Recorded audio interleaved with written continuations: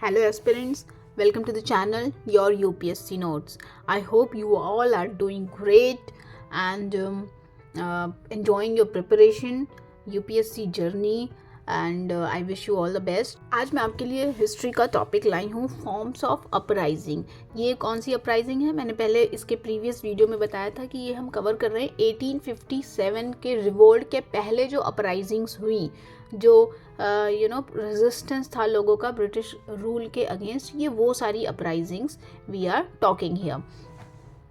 So forms of uprising देखने से पहले let's see what were their characteristics. जितनी भी अपराइजिंग होती थी उनका थ्री मेन कैरेक्टरिस्टिक था, जो कहीं भी होती थी।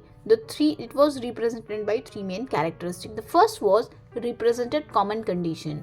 कॉमन कंडीशन मीन्स जो लोगों की लोकल प्रॉब्लम होती थी, किसान हैं तो किसानों की, आर्टिस्ट हैं तो उनकी, जो ट्राइबल लोग हैं उनकी ज़मीन छीनने की लोकल प्रॉब्लम, जो रूलिंग क्लासेस होती थी उनकी लोकल प्रॉब्लम, मिलिट्री पर्सनल उनकी अपनी प्रॉब्लम कि हमें अलाउंसेस क्यों नहीं दिए जा रहे हैं, हमें इस तरह की कार्ट्रिज क्यों यूज़ करने को दी जा रही है। जो रिलीजियस लीडर्स होते थे उनको लगता था हमारे रिलीजियस इंटरफेरेंस, कन्वर्जन्स क्यों हो रहे हैं। पेजेंट को लगता था हमें हमारी ज़मीन से अलग करके हमें पेजेंट्री टेनेंट्स बना दे रहे हैं। तो ये लोकल प्रॉब्लम थी। तो रिप्रेजेंटेड कॉमन कंडीशन, ये लोगों की personal problems, very local problem को रिप्रेजेंट करती थी। Then separated in time and space means they were happening at different point of time and at different places. For example, suppose one uprising is happening, protest is happening in north of India, another is happening in the south of India. तो ये दोनों अलग अलग जगह locally हो रहे हैं. There was no communication between these two to fight together. So separated in place. Now separated in time का मतलब आज कुछ अपराइजिंग आज हो गई, कुछ एक साल बाद हो गई, कुछ कभी हो गई, तो वो भी एक साथ नहीं है, लोग अलग अलग लड़ रहे हैं, तो उसका इम्पोर्टेंस वो ब्रिटिश के सामने इट वॉज नॉट इफेक्टिव। तो separated in time and space था। Third characteristic was semi feudal leaders of uprising were backward looking and traditional in their outlook and wanted to restore earlier forms of rule and social relation. What does that mean? जो society में जो हमारी social system था, social structure India का था, उसको जो लोग फाइट भी कर रहे थे वो बोल रहे थे वो पहले जैसा होना चाहिए। दे वर नॉट फॉरवर्ड लुकिंग मतलब जब ब्रिटिशर्स आए तो इक्वालिटी, कुछ चीज़ें उनसे जो हम सीख सकते थे, जो Britishers were in their outlook, वो नहीं था। ये क्या ब्रिटिश ने हटा दिया, लाइक विडो मैरिज हटा दिया, सती हटा दिया, कास्ट को बैरियर, कास्ट उनके लिए मायने नहीं रखता था। तो ये सब ब्रिटिशर्स के लिए था। बट जो इंडियन, जो सेमी फ्यूडल लीडर्स थे, उनके लिए ये सारी चीज़ें बहुत मायने रखती थी। वो ये नहीं चाहते थे कि ये सारी चीज़ें हटे, तो वो फाइट भी इसलिए कर रहे थे कि ये पहले का जो सोशल स्ट्रक्चर है वो रीस्टोर हो जाए, और जो सोशल रिलेशन जो सोसाइटी कम्युनिकेट करती है बिटवीन डिफरेंट क्लासेस, वो एज इट इज़ रहे। तो these were the characteristics of uprising. Now let's see forms of uprising. But forms of uprising, I am sorry, first I will say sorry because I know it will be very difficult for you to read my notes. ये मैंने अपनी समझ के लिए मैंने इसलिए इतने concise, इतने बहुत ही नैरो स्पेस में लिखा, क्योंकि ताकि मुझे एक बर्ड आई व्यू मिल सके। जब मैं रिविजन करूँ तो मुझे बस ऐसे दिख जाए फ़कीर कुका, सन्यासी होम, और ये बाइफर्केशन एक ही जगह पे दिख जाए, इसलिए मैंने उसको इतना कंजस्टेड वे में लिखा है। आप ऐसे ना लिखें, समझ में नहीं आएगा। बट ये स्ट्रक्चर ज़रूर फॉलो करिए, use the same structure that I have used. और मैं नेक्स्ट वीडियो में, या मैं इसका डिजिटल वर्जन बना के आपको दे दूँगी, वेयर नीटली मैं लिख के दे दूँगी। ये तो मैंने अपनी पर्सनल के लिए लिखा था, I never thought I will share with you all, but let me explain this. तो आपको देख के पढ़ के नहीं समझ में आ रहा होगा तो एक्सप्लेन करने से समझ आ जाएगा। Just use the structure that I have used, बाकी आप नीटली लिख लें। तो फॉर्म्स ऑफ अपराइजिंग क्या था? Civil uprising, I have categorized in my notes. मैंने इसको 4 उसमें सेक्शंस में डिवाइड किया है। Form of uprising: first civil uprising, second peasant uprising, third tribal uprising and fourth military uprising. And these uprising we are talking about, don't forget, ये हम 1857 के पहले की बात कर रहे हैं। Civil, peasant, tribal and military. तो सिविल अपराइजिंग को मैंने 4 सेक्शन में डिवाइड किया है, मतलब एग्जाम्पल दे दिया है, आप ये कह सकते हो। सिविल अपराइजिंग का क्या एग्जाम्पल था, लाइक फकीर मूवमेंट, ये कब हुआ था, 1776 में, 1776। What was the fakir movement? Fakirs were the Bengal wanderers, वो मतलब एक जगह नहीं रहते थे, दे वो वैंडरर पीपल थे, and they had patronage from the people, from the kings. तो क्या हुआ, जब ब्रिटिश रूल आया तो जो ये वैंडरर्स थे, इनकी पैट्रोनेज ख़त्म हो गई, तो इन्होंने फिर क्या किया, रिवोल्ट कर दिया। ये कहाँ था, बंगाल में। ये आपको माइंड में रखना ज़रूरी है कि कौन सा अपराइजिंग किस पार्ट ऑफ द कंट्री में हुआ था, बिकॉज ये प्रीलिम्स में इस तरह के क्वेश्चंस पूछ लेते हैं कि फ़कीर uprising happened in Andhra, you know, something like that, for example. So you will have to keep in mind. The Fakir uprising happened in Bengal because the patronage of the wanderers were taken away. Then came the Kuka rebellion in 1840, 1840 में। देखिए 1776, ये almost almost 80 साल पहले 1857 के ये हो रहा है। तो अपराइजिंग जो थी 1857 के पहले, 100 साल पहले से ही लोग रेजिस्ट करना ब्रिटिश को शुरू कर दिए थे। ब्रिटिश की असलियत तो पहले ही पता चल चुकी थी लोगों को। तो कूका मूवमेंट क्या था, religious purification movement in Punjab, revolt when Punjab annexed. तो जब पंजाब को एनेक्स कर लिया तो उन्होंने रिवोल्ट कर दिया, और Kuka movement was a religious purification चल रहा था। रिलीजियस प्योरिफिकेशन के लिए ये कूका मूवमेंट उन्होंने चलाया था। Alright, and then civil uprising. ये सिविल अपराइजिंग इसलिए क्योंकि ये नॉर्मल सिविलियंस ही, कोई आर्मी नहीं है, किसान नहीं है, नॉर्मल लोग हैं from different walks of life. Then Sanyasi movement. Sanyasi कब हुआ, 1763 में। 1763 में part of who were the Sanyasis were the part of army of Bengal, Maratha, Rajput, they were the army people, but उनकी जो पैट्रोनेज फिर उनकी भी ख़त्म कर ली गई, तो they also revolted. And then fourth civil uprising was Ahom. ये 1828 में हुआ। अहोम क्या हुआ, अहोम असम में है। तो असम में क्या हुआ, जो अहोम की टेरिटरीज जो होती है, Ahom it was a kingdom, तो इसकी टेरिटरी को ब्रिटिश ने एनेक्स कर लिया, उसको इनकॉर्पोरेट कर लिया अंडर द ब्रिटिश एरिया। तो इसकी वजह से भी वहाँ पे लोगों ने रिवोल्ट कर दिया, या अपराइजिंग मीन्स प्रोटेस्ट होने लगे, लोगों के अंदर एक एनिमिटी की फीलिंग आने लगी। तो होम अपराइजिंग वॉज देयर। फिर मैंने जो सेकंड पेजेंट मूवमेंट में डिवाइड किया, देखिए अपराइजिंग, सिविल अपराइजिंग सिर्फ 4 ही नहीं है हिस्ट्री में, there are many peasant uprising, there are many examples, but आप एग्ज़ाम में सब कुछ नहीं लिख पाएंगे।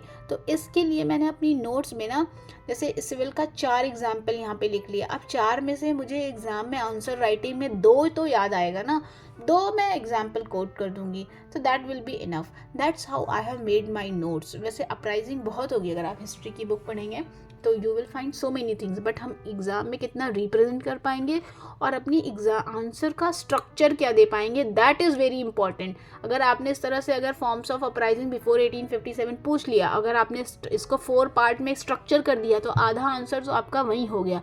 फिर आप थोड़ा सा इसको एक्सप्लेन कर देंगे, सिविल अपराइजिंग क्या होती है, इसको पेजेंट ट्राइबल अपराइजिंग क्या होती है, इसको एक्सप्लेन करने के बाद ये एग्जाम्पल्स दे देंगे 2-2 लाइन का। Your answer will be complete, your answer will look beautiful, neat and structured, and फिर लास्ट में कंक्लूड कर दीजिए, तो आपको पूरे मार्क्स मिल जाएंगे।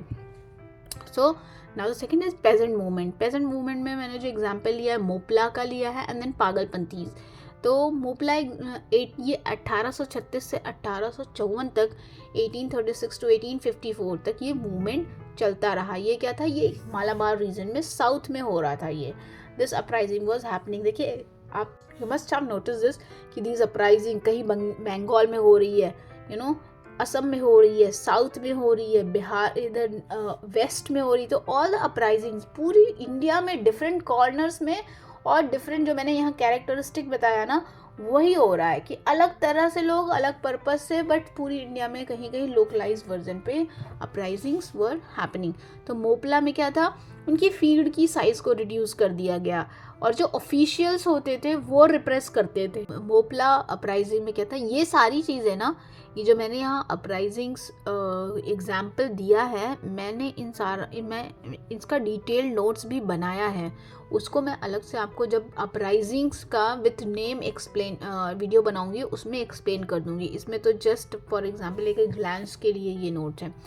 तो मोपला अपराइजिंग में क्या था, वो क्यों, मोपला जो फार्मर्स थे, जो पेजेंट्स थे, उन्होंने क्यों प्रोटेस्ट किया ब्रिटिश के अगेंस्ट, बिकॉज उनकी फील्ड साइज को रिड्यूस कर दिया गया।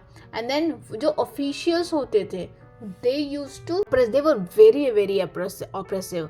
तो इसलिए मोपला जो क्लास थी, जो they were Moplahs were basically they were Muslims in the south India, in the Malabar region, so peasant class. तो उन्होंने अपराइजिंग कर दिया, उन्होंने रिवोल्ट कर दिया। एंड देन पागलपंथीज हुआ, पागलपंथीज they were in the eastern part of the India, they were from the eastern part of the India। ये 1825 से 1835 के बीच तक ये अपराइजिंग ऑन एंड ऑफ होती रही है। So nearly for a decade people were protesting, so due to oppression of zamindars by Hajong and Garo tribes। ये पागलपंथीज का मेन मतलब क्यों हो रहा था ये अपराइजिंग, पेजेंट मूवमेंट क्यों था, क्योंकि जमींदार जो थे वो बहुत ऑप्रेसिव थे, they were oppressing the local जो पेजेंट क्लास थी उनको ऑप्रेस कर रहे थे।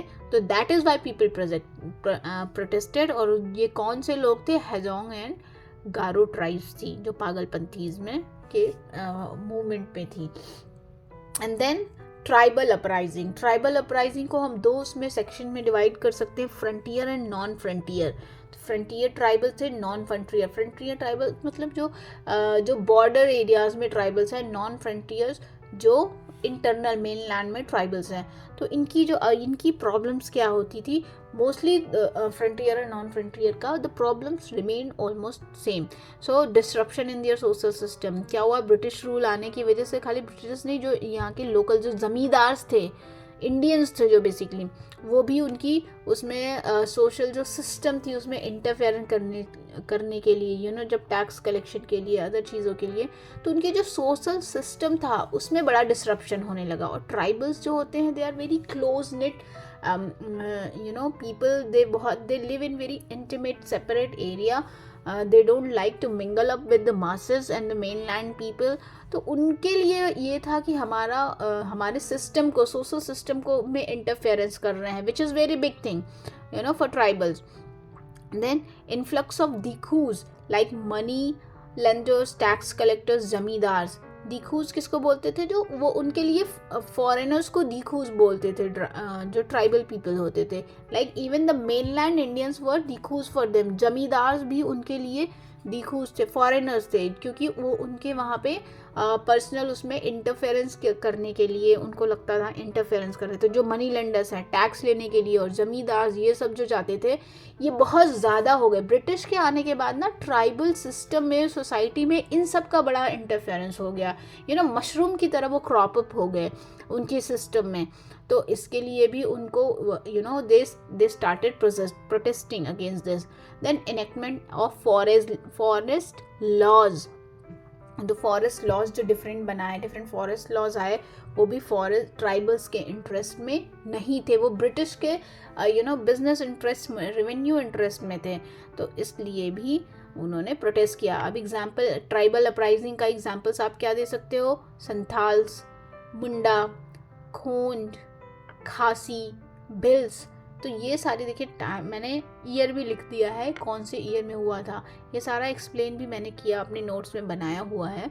I will explain when I will explain different types of uprisings. तो संथाल्स 1855, मुंडा 1820, खोंड एंड खासी, भिल्स। सो ये आप याद रख सकते हैं कि दीज वर, कभी प्रीलिम्स में आ जाता है ना, संथाल्स वर अ पेजेंट अपराइजिंग।